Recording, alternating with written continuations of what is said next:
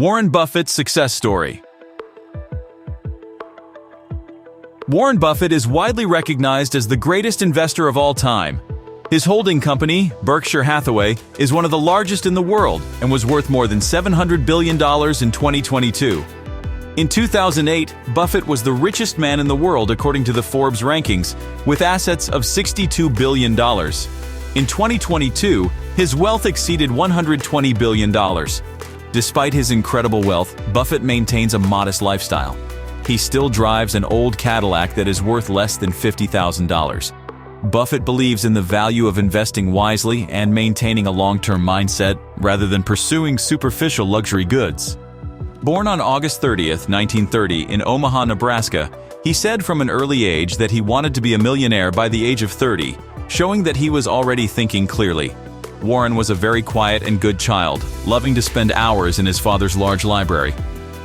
During the time of his childhood, America was experiencing the consequences of the Great Depression.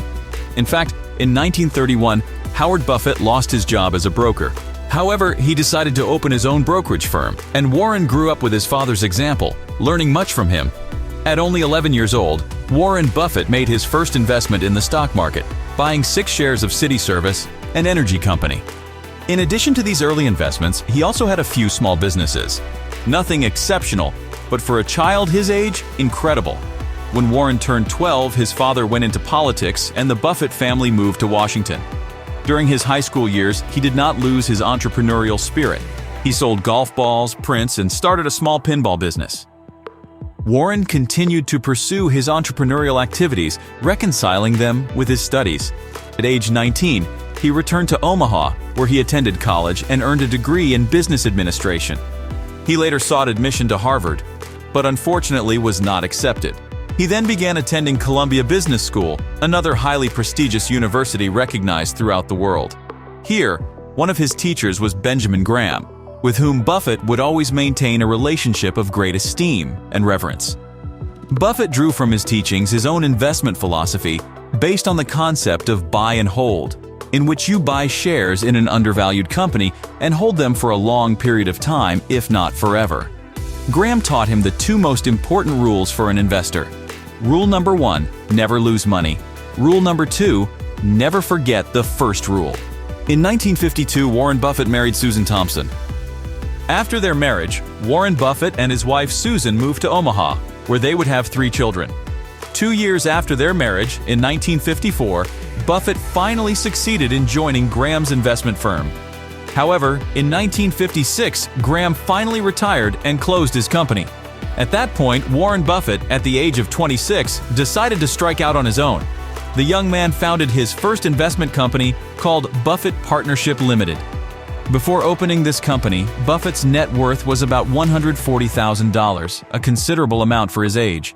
As a result of his accumulated wealth and early earnings, he bought his first house in Omaha in 1958 at a price of $31,500, which is equivalent to about $300,000 today. Amazingly, this is still the house he lives in today. During this time, Warren Buffett met a character who would become pivotal in his life, Charlie Munger. The two immediately developed a strong friendship based on a deep understanding. They would discuss investment opportunities and investment strategies for hours. Munger was so convinced of Buffett's potential that he quit his job to open the investment firm. When the two met in 1962, they discussed Buffett Partnership's investment strategies extensively. Initially, Buffett faithfully followed Graham's teachings, investing mainly in struggling companies that still had a chance to recover. He would buy stocks at bargain prices and, if the companies recovered, make significant gains. He was often right, so much so that by 1962, only 6 years after the partnership was founded, the value of the investment portfolio exceeded $7 million. It was in that year that Buffett bought the first shares in a textile company called Berkshire Hathaway. 3 years later, in 1965, he acquired enough shares to gain control of the company. However, Buffett would later admit that the investment in a textile company turned out to be one of the worst of his life. The textile industry was in decline and many factories were closing. To mitigate the losses, Buffett decided to expand the company into other industries, including insurance.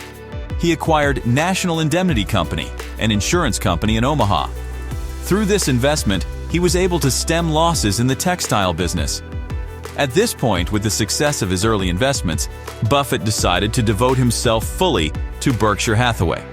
In 1969, he closed the Buffett partnership, which was worth more than $45 million at the time of closing. According to him, it would be impossible to replicate a similar performance in the following years. After the company closed, Buffett took over Berkshire Hathaway, which he turned into a holding company because of difficulties in the textile industry in the 1970s. He begins investing in other companies. In 1970, Buffett wrote his first letter to Berkshire Hathaway investors, a tradition that would become famous and an inspiration to many.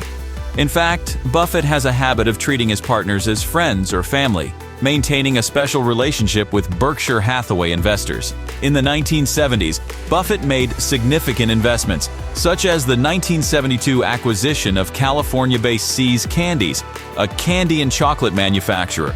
This turns out to be one of his most profitable investments during that period. He also began to invest in the publishing industry. The 1980s would be a golden period for Berkshire Hathaway. It went public in 1980, and among the most profitable investments during this period were the purchase of the first shares of Coca-Cola in 1987 and the investment in Gillette in 1989. During the 1990s, Warren Buffett finally became a billionaire. This occurred in 1990 when Berkshire Hathaway began selling shares at a price of $7,175 each, a high price reflecting Buffett's preference for long-term focused investors.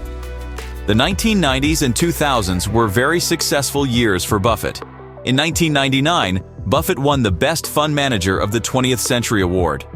Buffett's success continues to grow and consolidate.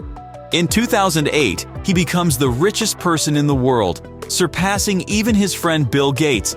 Not only is he the richest person in the world, but he has become a benchmark for the American economy.